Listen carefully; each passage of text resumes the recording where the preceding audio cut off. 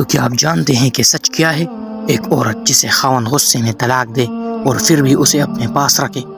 کچھ نمبرز کے لیے لڑکی پروفیسر کے بستر پر چلی جائے، کالجوں کی صفائی والوں کو کاغذ کے ٹکڑوں کے بجائے روزانہ جگہ جگہ سے کونڈوم ملے،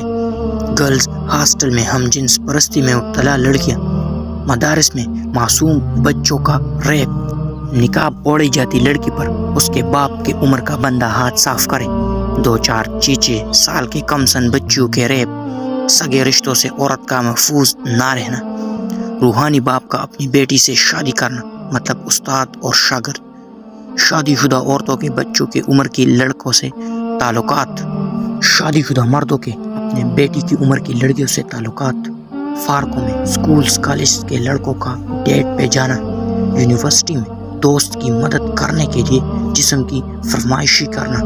مغرب کے تہذیب اور ثقافت دیکھ کر ٹائٹ پینٹ شرٹ پہننا، بال کھول کر کالج اور یونیورسٹی جانا،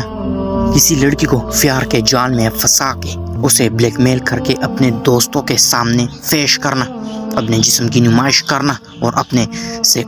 امیر لڑکے کی تلاش کرنا، اس کے ساتھ گاڑیوں میں نازیبا حرکات کرنا،